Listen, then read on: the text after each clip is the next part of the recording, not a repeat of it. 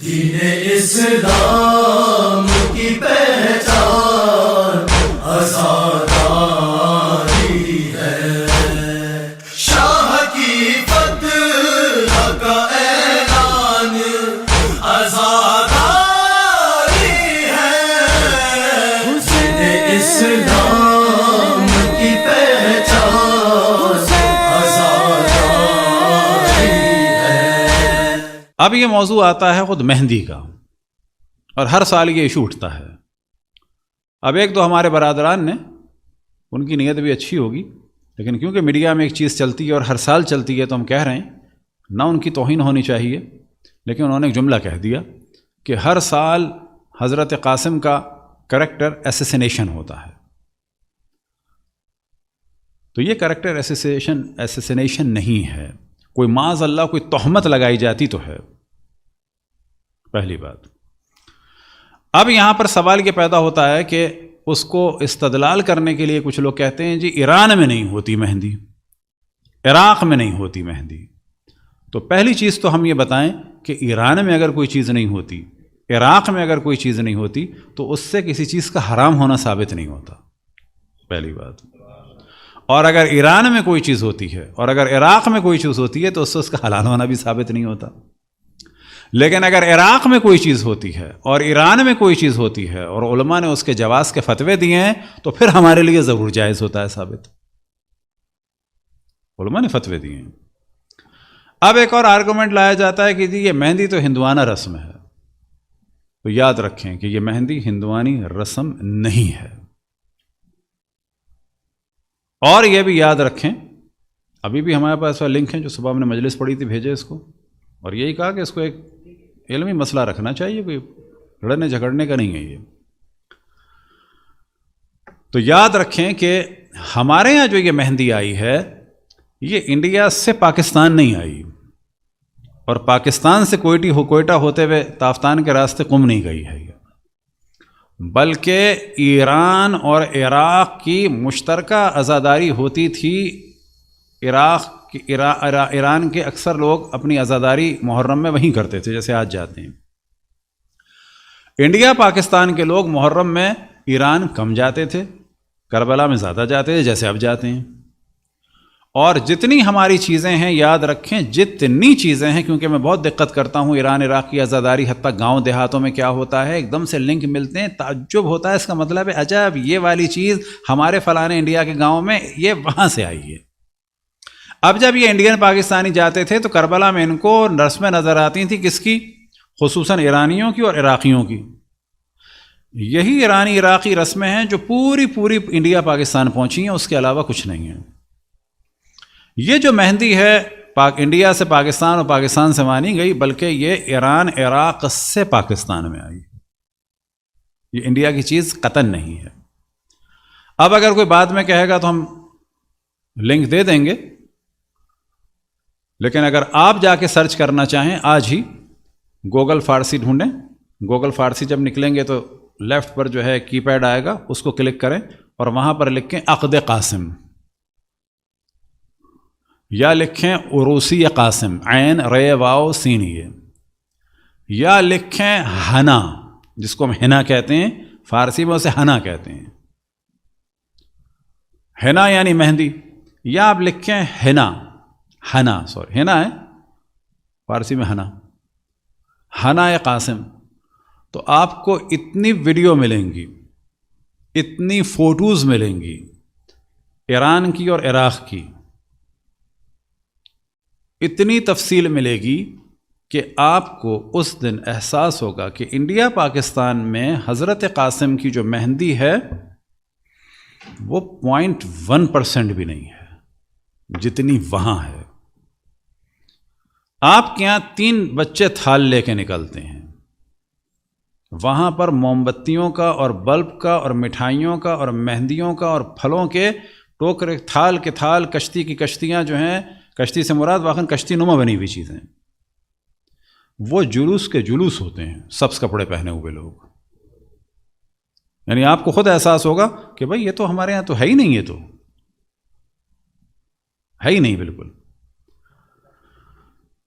تو بس پہلی بات یہ ہوئی کہ یہ جائز ہے، اب یہاں پہ سوال یہ پیدا ہوتا ہے جی آپ نے تو خود ہی کہا دونوں چیزیں ہیں، تو پھر مہندی کیسے صحیح ہو گئی؟ کہا جائے گا شادی ہوئی ہو یا نہیں ہوئی ہو، ضروری نہیں ہے کہ جس رسم کو انجام دیا جا رہا ہو وہ کام ہوا ہو۔ مثال کے طور پہ ہمارے اگر آپ کراچی میں اقلن کسی پھول والے کے یہاں جائیں اور بتائیں کوئی جوان مر گیا ہے پھول بنا دو، تو وہ سہرا بنا دیتا ہے۔ پھول والوں کا بھی یہ عرف ہے، یاد رکھیں، پھول والوں کا یہ عرف سے کیا مراد؟ ان کی جرنل تھنکنگ ہے۔ وجہ کیا ہے کہ لڑکے کی شادی نہیں ہوئی تھی، ایک حزن و ملال کے لیے کہا جاتا ہے کہ یہ تو اس کی سیرے کی عمر تھی، یہ اس کی قبر پہ پھولوں کی چادر کی عمر نہیں تھی، ہے ایک ہی چیز، ایک ہی دھاگا ہے، ایک ہی پھول ہے، لیکن شکل الگ بنا دی جاتی ہے کہ جوان کا ایک حزن و ملال ظاہر ہو۔ اب ایک اور مثال دیں، عراق میں حشد الشعبی کا جب یہ مارکہ ہوا ان خبیثوں کے ساتھ، ISIS والوں کے ساتھ، تو کتنی دفعہ ایسا ہوا کہ گھر والوں نے دولہا کی گاڑی سجائی ہے جوان کی میت کے لیے، دولہا کی گاڑی سجائی ہے، اور اس کے بعد جو ہے پھولوں سے اس کو سجایا ہے کہ یہ اس کی اب شادی ہو رہی ہے۔ عراق ہی میں بعض فوٹوز مل جائیں گی، وہ بھی لنک ہے ہمارے پاس، کسی کو چاہیے وہ دے دیں گے، بعد میں ڈسٹریبیوٹ کر لیں اس کو، کہ ایک ماں نے اپنے بیٹے کی میت پہ پوری مہندی کا سامان سجایا ہے، اور وہ اس طرح کر کے ٹافیاں پھینک رہی ہے کہ جو وہاں پر شادیوں میں پھینکنے کا رواج ہوتا ہے۔ اب ایک اور مثال بالکل تازہ، ابھی یہ جو گیس کا بلاسٹ ہوا ہے بیروت میں، اس میں ایک لڑکی بھی مری کیونکہ اس کی شادی ہونے والی تھی۔ پورے سوشل میڈیا پہ اس کے شوہر کی ویڈیوز ہیں کہ اس نے اس کے تابوت کو دلہن کی طرح سجایا ہے اور خود پورا دولہا بن کے آیا ہے، کیونکہ اس کو اتنی محبت تھی اس لڑکی سے کہ اس کو قبر تک دولہا بن کے گیا ہے۔ اب اگر وہ شیعہ تھا یا سنی تھا یا عیسائی تھا، یہی ہو سکتا ہے، دروز بھی ہو سکتا ہے، تو یہاں پر ضرورت نہیں ہے کہ آیت قرآنی ہو یا روایت ہو، ایک اظہار محبت کے لیے اس نے، ایک حزن و ملال کے لیے یہ سب کچھ کیا ہے۔ تو ایک مرحلہ ہے کہ واقعہ ہوا یا نہیں ہوا، دوسرا مرحلہ ہے کہ حسرت کے طور پہ کچھ چیزوں کو انجام دیا جاتا ہے مظلومیت کو اجاگر کرنے کے لیے، اور اس چیز کو انجام دیا جاتا ہے کہ بتایا جائے کہ جھولا، ایک بچہ بھی مارا گیا، جوان بھی مارے گئے۔ اب اگر کوئی یہ کہتا ہے کہ جی حضرت قاسم کی تو شادی نہیں ہوئی، وہ شادی کی عمر کے نہیں تھے، اصل میں تو حضرت علی اکبر کی عمر تھی، تو آپ ان کی نکال لیں، منع اسے بھی کوئی نہیں کر سکتا۔ یعنی اگر کل کوئی یہ چاہتا ہے کہ یہ والی رسم حضرت علی اکبر کے لیے اور یا محمد کے لیے کر لیں تو آپ کر لیں، منع تو اس میں بھی نہیں کیا۔ زیادہ سے زیادہ پہلی دفعہ ایک جھٹکا سا لگے گا، لیکن آخر میں کہا جائے گا بھی کرنا چاہیں تو جس دلیل پہ یہ کر رہے ہیں اس دلیل پہ آپ وہ بھی کر سکتے ہیں، وہاں کر سکتے ہیں تو یہاں بھی کر سکتے ہیں، یہاں نہیں کر سکتے تو وہاں بھی نہیں کر سکتے۔ اب یہ دیکھنا ہے کہ یہ پرابلم جو ہوتا یہ ہے کہ اس کو ہم بعض دفعہ بالکل اصول دین سمجھ لیتے ہیں، نہ ہی اصول دین ہے یا نہ مسلمات میں سے، ایک کلچرل چیز ہے۔ عزاداری کے بارے میں یاد رکھیں کہ انقلاب جب آیا، انقلاب آتے ہی پہلے سال خود ہمارے اساتذہ نے بتایا کہ جو ذرا ماڈرن قسم کے لوگ تھے، ظاہر ہے علماء بھی ہوتا ہے جذبہ، عزاداری یوں ہونی چاہیے، عزاداری یوں ہونی چاہیے، عزاداری یوں ہونی چاہیے، اور ہمارے کئی اساتذہ کے بقول کہ ہم لوگ پریشان تھے کہ اب یہ کیا ہوگا، یہ عجیب عجیب باتیں ہو رہی ہیں۔ اسی چاند رات کو جو محرم کی تھی، امام خمینی رضوان اللہ تعالیٰ علیہ ٹی وی پہ آئے، ظاہر پتہ تو ان کو بھی تھا، انہوں نے ان ساری باتوں پہ 1 منٹ میں پانی پھیر دیا۔ انہوں نے کہا کہ ہم اب اس میں یہ باتیں ہو رہی تھیں، اب عزاداری کو بدلنا چاہیے، اب انقلاب آ گیا ہے، اب عزاداری یوں ہوں، اب عزاداری یوں ہوں، اب یہ نہیں ہونا چاہیے، اب یہ ہونا چاہیے۔ پہلی جو ان کی گفتگو ہے پہلے سال کی، اس میں ان کے کئی اقوال ہیں جو واقعاً اقوال زرین ہیں۔ انہوں نے فرمایا کہ اس عاشورہ کی حفاظت کرو، یہ محفوظ ہے تو ہمارا اسلام محفوظ ہے، انقلاب محفوظ ہے۔ یہ ہے محرم و سفر جس کی وجہ سے انقلاب آیا ہے۔ یہ ایک ہی تقریب میں ساری چیزیں ان کی۔ پھر اس کے بعد آ گئے رسم و رسوم پہ، کیا فرمایا انہوں نے؟ اس سال بھی، یعنی واضح کہہ رہے ہیں اے ماڈرنو، اس سال بھی مثل سالهای گزشتہ وہی سنتی عزاداری ہوگی. سنتی سے کیا مراد؟ وہی کلچرل. عزاداری میں یاد رکھیں ہر علاقے کے حساب سے کچھ کلچرل چیزیں ہیں اور انہیں ہمیں ایکسپٹ کرنا ہوگا. کلچرل چیزیں کیا ہیں؟ مثال کے طور پر ایران میں، عراق میں، بعض علاقوں میں یاد رکھیں، ایک تو پرابلم ہمارے طالب علموں کا ہے، علماء کا، دشمن نہیں ہے، ایک پرابلم ہے. پرابلم کیا ہے؟ رمضان آنے سے پہلے ہم سب آ جاتے تھے پاکستانی انڈیا، عید کے بعد ہم آتے تھے دوبارہ کہاں؟ ایران. محرم میں بھی عموماً یہ ہوتا تھا، یا مدرسوں میں ہیں یا صرف قم میں ہیں، ورنہ زیادہ تر جو ہیں محرم سے 4-5 دن پہلے نکل کے آ گئے پاکستان، ایام اضحیٰ کے بعد آ گئے کہاں؟ ایران. زیادہ سے زیادہ اگر رکے تو قم کو دیکھا، شہروں کا پتہ ہی نہیں ہے کہ وہاں ہوتا کیا ہے. مثال کے طور پر اردبیل میں اور تبریز میں ایک رسم ہوتی ہے، اسے کہتے ہیں تشت گردانی. تشت کون سا؟ تشلا. تشلا کس لیے؟ آپ سوچیں گے سبیل تو سنیے، تشلا کیا ہوگا جی؟ یہ تشلا ہوتا ہے حضرت حر کی یاد میں، جو امام حسین نے پانی پلایا تھا، وہی تش لگاتے ہیں. یعنی کل تک اگر بوتلوں سے پلا رہے ہیں تو اس رسم میں آپ کو تشلوں میں سے نکال کے پلائیں گے. اس رسم کو، اس واقعے کو یاد دلا رہے ہیں. یزد میں آپ چلے جائیں، لکھیں تو وہاں پر ایک ہوتا ہے نخل گردانی.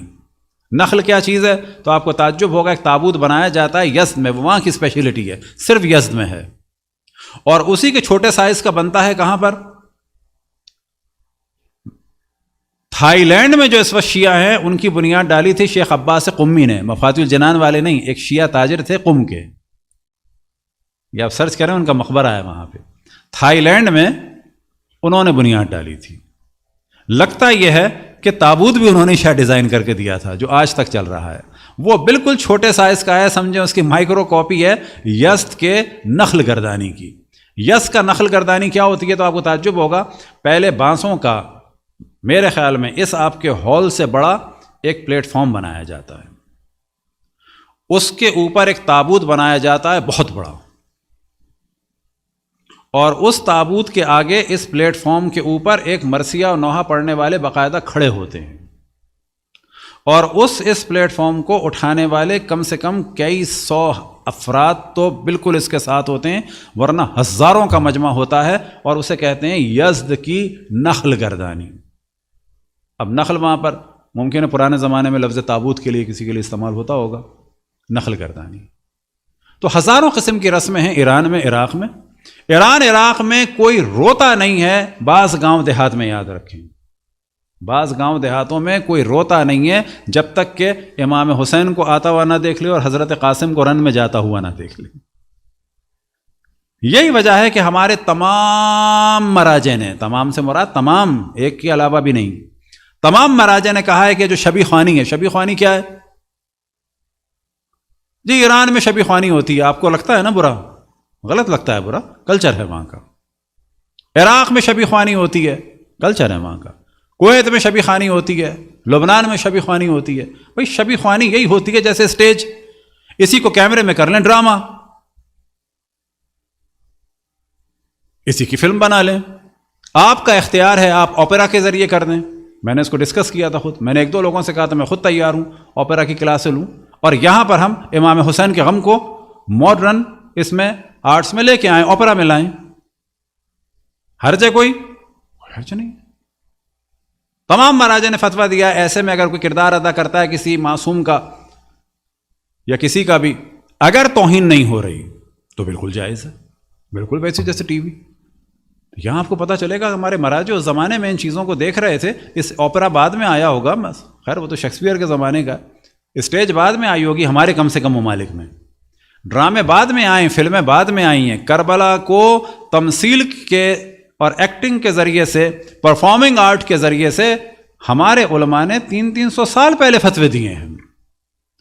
وہ جاہل نہیں ہیں، وہ زیادہ روشن فکر تھے، اور سب نے ایک شرط لگائی، غلط بات نہ ہو، توہین نہ ہو کسی بھی اعتبار سے، اور اگر یاد امام حسین اور امام حسین کی مظلومیت اس سے نظر آ رہی ہے تو کوئی بات نہیں. ایران عراق کے بعض گاؤں دیہات میں یاد رکھیں، جب تک وہ دیکھ نہ لیں ایک قاسم کو جاتا ہوا، علی اکبر کو جاتا ہوا، علی اصغر کو آتا ہوا، اور خیمے جلتے ہوئے، کیونکہ ایران میں ایک رسم ہوتی ہے عصر عاشور بعض شہروں میں، کہ جب میں نے پہلی دفعہ دیکھی تھی ہوش اڑ گئے تھے۔ اس دن احساس ہوا تھا کہ خیمے جلنا ہوتا کیا ہے۔ پورے خیمے سیٹ کیے جاتے ہیں اور عصر عاشور ان خیموں کو آگ لگائی جاتی ہے۔ اس میں یہی جو شبی خوانی والے لوگ ہیں وہ باقاعدہ برقعے پہن کے جلتے ہوئے خیموں سے نکل رہے ہوتے ہیں۔ اس کے بعد کچھ لوگ کوڑے مار رہے ہوتے ہیں۔ خود میں نے اپنی آنکھوں سے دیکھا ان کوڑے مارنے والوں کو، ان گھوڑوں پہ سوار لوگوں کے سامنے سینکڑوں کی تعداد میں خواتین اپنے بچوں کو تیار کر کے لاتی ہیں، مخصوصاً کپڑے میں لپیٹ کے ٹائٹ لاتی ہیں، ایسے نہیں عام ڈھیلا نہیں لاتی، ٹائٹ لاتی ہیں، اور ہر گھوڑے والے سے کہتی ہیں اس کو ایک دفعہ ذرا ایسے اٹھا لینا، اور وہ گھوڑے والے آتے ہیں ایسے اٹھاتے ہیں۔ کس کی یاد میں؟ کہ اس طرح سے بچوں کو بھی پھینکا گیا تھا۔ یہ ایران میں ہوتا ہے، اور یقین جانے میرے ہوش اڑ گئے تھے۔ اس دن میں نے دیکھا کہ اس طرح سے بیویاں نکل رہی تھیں، بھاگ رہی تھیں، تازیانے پڑھ رہے تھے، خیمے جل رہے تھے۔ یہ جو ہم سنتے ہیں امام زین العابدین جلتے خیموں سے نکلے، یعنی کیا؟ اس زمانے میں سیریز نہیں بنی تھی، 25 سال پہلے کی بات کر رہا ہوں۔ ابھی آپ کیا نہیں ہوتا انڈیا میں، پاکستان میں بھی نہیں ہوتا۔ آپ دیکھیں گے تو آپ کو لگے گا یار یہ کیا ہو رہا ہے، یہ کیا ہو رہا ہے؟ بھئی وہی ہو رہا ہے جو آپ کر رہے ہیں، آپ جھولا نکال رہے ہیں وہ کر رہے ہیں۔ یہ ساری چیزیں، اس کو کہا جاتا ہے ہمارے مراجع کی زبان میں، جیسا کہ امام خمینی رضوان اللہ تعالیٰ نے کیا فرمایا، عزاداری سنتی، جس علاقے کی عزاداری ہے اس کو ڈسٹرب نہیں کرو، تمہیں نہیں کرنا نہ کرو، چھیڑو نہیں۔ بعض جگہ امام حسین پہ گریے کا دار و مدار اس کلچر کی چیزوں پہ ہے۔ آپ کے یہاں چارپائیاں نہیں ہیں، اندرون سندھ موت میں ایک دن، اور امام حسین کے لیے پنجاب میں اندرون سندھ میں سرائے کی بیڑ میں چارپائیاں الٹ دیتے ہیں، سردی میں زمین پہ سوتے ہیں امام حسین کے غم میں۔ آپ کو نہیں سونا آپ نہ سوئیں، لیکن اگر کوئی سو رہا ہے اس کو جا کے چھیڑے نہیں۔ انڈیا میں لوگ کڑھائی نہیں چڑھاتے، آپ کہیں جی ہمارے تو کڑھائی نہیں، امریکہ میں فرائنگ پین ہے، آیا حرام ہے؟ نہیں، حرام نہیں ہے۔ روایتوں میں بھی خود ہے کہ حسن و ملال کی کیفیت ہو۔ کربلا کے آداب میں سے ایک ادب یہ ہے کہ حلویات و مشفیات نہ کھاؤ، ترک کرو۔ حلویات کیا ہوتے ہیں؟ مٹھائیاں۔ مشفیات کیا ہوتے ہیں؟ تلی ہوئی چیزیں۔ کربلا کے آداب میں علماء نے لکھا ہے۔ اور زیادہ دیر قیام نہ کرو ظاہروں کے لیے، اتنا کرو کہ حسن و ملال باقی رہے۔ جاؤ وہاں پر حلویات مشفیات تفریح والے کھانے نہ کھاؤ۔ اب یہ جو ہمارے انڈیا میں بعض لوگ نہیں کھاتے تھے، ان کی یہ نیت تھی آپ نے کھانا ہے کھا لیجئے۔ ہمارے یہاں کچھ لکھنؤ کے دوست تھے انڈیا کے، خود میرے گھر میں یہ واقعہ ہوا کہ ہماری توجہ نہیں تھی، ہم نہیں کرتے تھے ایسا۔ مچھلی بنی ہوئی تھی، ہمارے انڈیا کے دوست آئے، کھانا رکھا، اب وہ بیچارے روٹی سے سلاد کھا رہے ہیں۔ میں نے کیا ہوا؟ اب وہ بیچارے کہیں بھی کچھ نہیں، میں دوست نے کہا یہ نہیں کھائیں گے مچھلی۔ ارے میں نے کہا، اب وہ لوگ کہہ رہے ہیں کھا لیجئے کھا لیجئے، کون سا کہ روایتوں میں حرام ہے؟ میں نے کہا نا، ایک آدمی ایک لذت کو امام حسین کے لیے چھوڑ رہا ہے، اپریشیٹ کرو۔ فوراً ہم نے آملیٹ بنایا، ہم نے نہیں کہا چھوڑو۔ آپ میں سے ایک آدمی کہتا ہے میں بال نہیں بناؤں گا امام حسین کے لیے، آپ بنا رہے ہیں آپ بنائیے، ایک نہیں بنا رہا نہ بنائے۔ ایک آدمی کہتا ہے میں پورے ایام عزا میں ٹھنڈا پانی نہیں پیوں گا، وہ نہیں پیتا، بہت اچھی بات ہے، اس کو امام حسین سے رغبت ہو رہی ہے اس پانی نہ پینے کی وجہ سے، اس کو پانی کی تڑپ ہوتی ہے، وہ کہتا ہے میں نہیں پی رہا ہوں۔ کتنے لوگ ایسے ہیں میں جانتا ہوں کہ جو ٹھنڈا پانی پیے بغیر ان کو چین نہیں آتا، اور محرم میں وہ پانی ٹھنڈا چھوڑ دیتے ہیں۔ آپ نے پینا ہے آپ پیجیے، آپ کولڈ ڈرنک بھی پیجیے۔ نہ وہ والی شدت کہ تم کیوں کر رہے ہو، نہ یہ والی شدت کہ کیوں نہیں کر رہے ہو۔ اسے کہا جاتا ہے عزاداری سنتی۔ اب آپ کے سامنے ایک واقعہ سنا کے مصائب کی جانب آتا ہوں۔ حضرت آیت اللہ مفتی شیعہ کہ ہم نے عرض کیا کہ سب سے پہلے ان کی زیارت ہوئی، امامہ بھی انہوں نے پہنایا تھا۔ اب ہم ان کے یہاں آرام سے جاتے تھے، ایک دن ان کے یہاں گیا تو ایک عالم بیٹھے ہوئے تھے، اور یہ میرے ساتھ اس کمرے میں تھے، تو انہوں نے اشارہ کر کے کہا کہ یہ جو شیخ بیٹھے ہیں نا، وہ انہی کے دوست تھے، انہی کی ایج کے۔ کہنے لگے ان کا میں لطیفہ سناتا ہوں ایک۔ کہنے لگے یہ جو بیٹھے ہیں، میں نے ایسے دیکھا، کہنے لگے یہ آئے ہیں باکو سے، یعنی آذربائیجان سے، یہ وہاں کے ہیں۔ کہنے لگے یہ ایک دن آئے یہاں پر، ان کو میں لے گیا مدرسے حجتیہ. کہاں لے گیا؟ اب وہ انڈین پاکستانی نہیں کہتے، وہ ہم کو جرنل کہہ دیتے ہیں. اب کچھ لوگ کہتے ہیں انڈین پاکستانی. کہنے لگے ہندیوں نے ہمیں بلایا تھا. ہندی سے کیا مراد؟ ہم اور وہ مل کے. کہنے لگے ہندیوں نے اپنی مجلس میں بلایا تھا مجھے، تو میں گیا، ساتھ میں شیخ کو لے گیا. جب شیخ کو لے گیا تو یہ ایسے ناراض ہوئے ہندیوں پہ، میں نے ان کو کنٹرول کیا، چھوڑ دو چھوڑ دو، چلو چلو چلو چلو بتاتا ہوں تمہیں. آپ جانتے ہیں کس بات پہ ناراض ہوئے؟ کیونکہ مجلس کے بعد وہاں بسکٹ بٹے تھے. ایران میں بسکٹ شیرینی مانی جاتی ہے اور محرم میں وہ نہیں بانٹتے. ایران میں یا چائے بانٹتے ہیں یا کھانا بانٹتے ہیں یا کھجور بانٹتے ہیں، بسکٹ بانٹنا برا سمجھتے ہیں. انڈیا میں آپ کے یہاں باقاعدہ پیڑے بنتے ہیں. آپ دشمن ہیں اہل بیت کے؟ دشمن ہیں؟ امام حسین کے قتل میں کھا رہے مٹھائی خوشی میں؟ نہ، کلچر ہے. انہوں نے کہا میں نے اتنی مشکل سے کیا. کہنے لگے ان کو سمجھاؤں گا، ان کو تمیز نہیں ہے، انہیں غم منانے کا طریقہ نہیں ہے، شیرینی بانٹ رہے ہیں. کہنے لگے میں نے بہت سمجھایا، اس کو لایا. میں نے کہا بھائی ان کا کلچر ہے، خوشی میں نہیں بانٹ رہے، ان کیا اس کو نہیں سمجھتے وہ خوشی والی شیرینی. یہ بالکل وہ والا بڑا لطیف فرق ہے کہ آپ محرم میں میٹھا کھاتے ہیں کہ نہیں کھاتے؟ کھاتے ہیں. سیوئیاں بناتے ہیں. کیا فرق ہے سیوئیوں میں میٹھے میں؟ میدا ہے، دودھ ہے، شکر ہے، فرق کیا ہے؟ کیک میں کیا فرق ہے؟ کچھ اور ہے کیک میں؟ وہی چیز ہے، انگریڈینٹ تو وہی ہیں سارے. یہاں پہ کہتے ہیں کہ یہ ہمارے کلچر کا فرق ہے. اسے کہا جاتا ہے کہ آپ اپنے کلچر، اپنی سنت یعنی ٹریڈیشن کے مطابق عزاداری کیجئے. ایران والے اس کے مطابق کریں گے. زیادہ سے زیادہ آپ یہ دیکھیں اس کے پیچھے لاجک کیا ہے. اب اگر یہ لاجک ہے غم امام حسین کو اجاگر کرنے کی، تو آپ یاد رکھیں اکثر جو فتوے آتے ہیں ان چیزوں کے بارے میں، مراجع صرف ایک سوال کرتے ہیں، آپ کے کلچر میں اس چیز کی وجہ سے کربلا کے امام حسین کے کسی مصیبت کو عیاں کرنے والی چیز ہے؟ یہ آپ کے حزن و ملال میں اضافہ کرنے والی چیز ہے؟ اگر جواب آتا ہے ہاں، تو وہ کہتے ہیں کہ جائز ہے، انشاءاللہ اجر ملے گا. حد یہ ہے کہ حضرت آیت اللہ العظمیٰ گل پائگانی سے سوال ہوا تھا. یہ ساری چیزیں وہ واقعی ڈاکومنٹری کی صورت میں ہوں، یہ فوٹوز ہوں، اس میں موویاں لگائی جائیں، ایڈیٹنگ ہو، یہ چیز ہے تاکہ یہ سب اپنے ذرا ٹھہراؤ آئے لوگوں میں. آیت اللہ العظمیٰ گل پائگانی سے سوال ہوا کردستان میں اور ایران کے بعض علاقوں میں. کچھ لوگ اس کو کہتے ہیں جگجگہ. آپ کو تعجب ہوگا، ایک زمانے میں ہم نے پورے ایران کی ساری سنتی عزاداری کی چیزوں کو جمع کیا تھا. میں نے سوچا تھا ڈاکومنٹری بناؤں گا. وہ کیا چیز ہے؟ وہ خاص چیز ہے، پہاڑ سے اترتے ہیں. یعنی یہاں پر عزاداری ہو رہی ہوگی، دور پہاڑ سے وہ اترنا شروع کرتے ہیں بعض جگہ. اور کیا بجاتے ہیں وہ؟ اور اب آپ کو تھوڑی دیر میں ایک لنک پتہ چل جائے گا. دور اوپر پہاڑ سے اترتے ہیں، لکڑی کی دو چیزیں ہیں، ان کو ٹکراتے ہوئے اترتے ہیں. لوگ اس پر روتے بھی ہیں. کیسے روتے ہیں؟ انڈیا کی مثال دیں آپ کو. انڈیا کے مشہور تھے شہنائی نواز کے اللہ ان کے درجات بلند فرمائے، کون؟ بسم اللہ خان. وہ مخصوصاً عزاداری ہی میں شہنائی بجاتے تھے.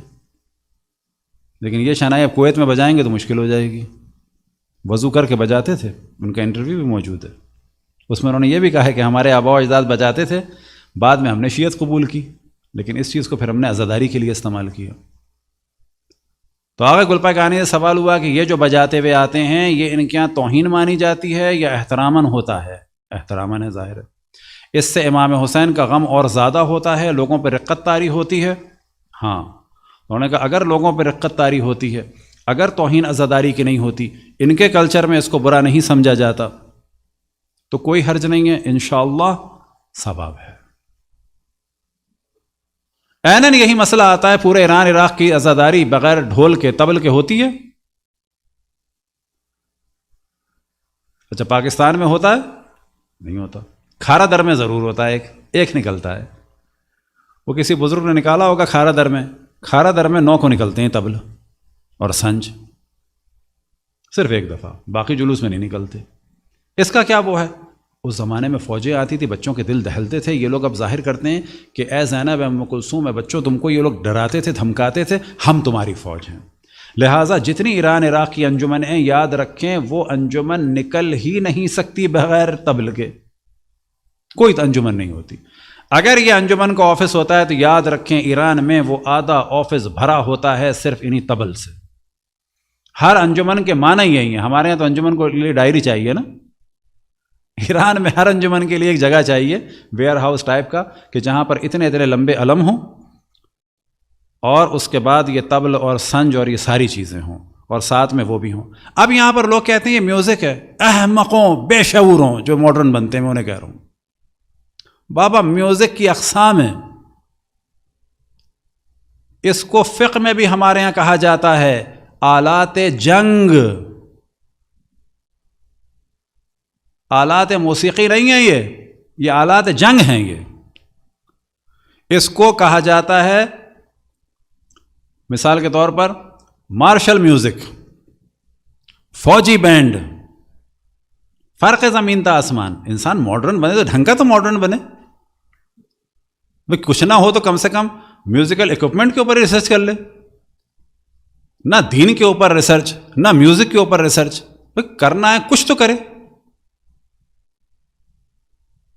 تو ایران میں ان کی یہ مصلحت ہے، اور ہمارے تمام مراجع و عظام نے یاد رکھیں اجازت دی ہے۔ شرط کیا لگائی ہے؟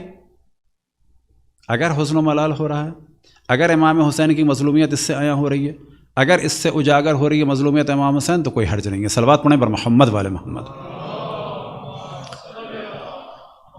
اس چیز کو ہم نے ذرا زیادہ ڈسکس کر دیا صرف اس لیے کہ آپ لوگ بھی اسی طریقے سے اس کو ڈسکس کریں، اور یہ جو ہر سال ڈسٹرب کیا جاتا ہے مومنین کو عزاداری کے حوالے سے، اور اپنی بھی روش بنا لیں، جہاں پر ہو رہا ہے اس کو ڈسٹرب نہ کریں۔ شریعت سے ٹکرا رہا ہے تو پھر بتائیں کہ یہ کام صحیح نہیں ہے۔ شریعت سے ٹکرانے سے کیا مراد؟ عراق میں، ایران میں آپ دیکھیں خواتین ننگے پیر چلتی ہیں، لیکن ننگے پیر چلتی ہیں سے کیا مراد؟ موزے پہن کے۔ وجہ یہ ہے کہ شریعت میں عورتوں کے پاؤں کا بھی پردہ ہے۔ امام حسین کو ایسی عزاداری پسند نہیں جسے پاؤں نظر آئے۔ خواتین ماتم کریں جسم کھلے، حرام ہے، قطعاً حرام ہے، حرام ہے، حرام ہے، حرام ہے، چاہے وہ کسی بھی کلچر میں ہوتا ہو، اس کو ٹوکیں۔ لیکن اگر مراجع نے فرمایا کہ ہاں یہ کام جائز ہے، اور ساتھ میں شرط لگائی ہے کہ اس سے حزن و ملال ہو رہا ہے، تو اس کو ہونے دیں، زیادہ سے زیادہ اس کو ڈیفائن کرنے کی کوشش کریں۔ رہ گیا معاملہ اعتراض کا، تو اعتراض ہر چیز پہ ہوتا ہے، اور اعتراض کرنے کا لوگوں کو حق ہے، اور ہمیں حق ہے کہ ہم اس کو ڈیفائن کریں۔ ان اعتراض میں سے ایک چیز ہم آپ کو کلیئر بتائیں، آپ کے خیال میں جب لوگ آپ کو حج کرتا ہوا دیکھتے ہیں تو آپ کو مباحث سمجھتے ہیں؟ یہ آپ کی غلط فہمی ہے۔ ایک عام ہندو سے پوچھیں، جب آپ کو سجدہ کرتے ہوئے دیکھتا ہے، یہ آپ کہتے ہیں جی مرکز توحید۔ ہندو باز کہتے ہیں کہ ہم مورتی کی پوجا کرتے ہیں، کالے گھر کی پوجا کرتے ہیں۔ یہاں پر آپ کو ڈیفائن کرنا ہوگا، ہم کالے گھر کی پوجا نہیں کرتے، کالا گھر ڈائریکشن ہے، ہم اللہ کو سجدہ کرتے ہیں، اور اس گھر کو سجدہ کرنا حرام ہے، یہ فقط ڈائریکشن ہے۔ آپ کہتے ہیں بیت اللہ، ہم سب کہتے ہیں بیت اللہ۔ جب آپ نے بیت اللہ کے نیچے لکھ دیا دا ہاؤس آف گاڈ، کسی کو سمجھنے کا یہ حق ہے کہ نہیں ہے کہ ان کا اللہ اس میں رہتا ہے؟ لیکن ہمیں اس کو ڈیفائن کرنا ہوگا، کلیئر کرنا ہوگا۔ یہاں پر ہاؤس آف گاڈ سے مراد، خانہ خدا سے مراد، بیت اللہ سے مراد زمین پر پہلی بلڈنگ جو اللہ کی عبادت کے لیے بنی ہے، نہ کہ اللہ کے رہنے کے لیے۔ اور یہ زمین پر حضرت آدم نے نہیں بنائی، حضرت آدم سے پہلے کی ہے۔ روایات میں نقل ہوا کہ حضرت آدم نے بھی آ کے اس کا طواف کیا ہے۔ اللہ کے لیے، اللہ کی عبادت کے لیے یہ بلڈنگ پہلی بنی ہے، نہ کہ اللہ کے رہنے کے لیے یہ گھر بنا ہے، معاذ اللہ۔ تو اعتراض لوگوں کو بہت ساری چیزوں پہ ہو سکتا ہے، ہمارا کام یہ اپنے میڈیا کو مضبوط کریں اور لوگوں کے اعتراضات کا جواب دیں۔ صلوات پڑھیں بر محمد والے محمد۔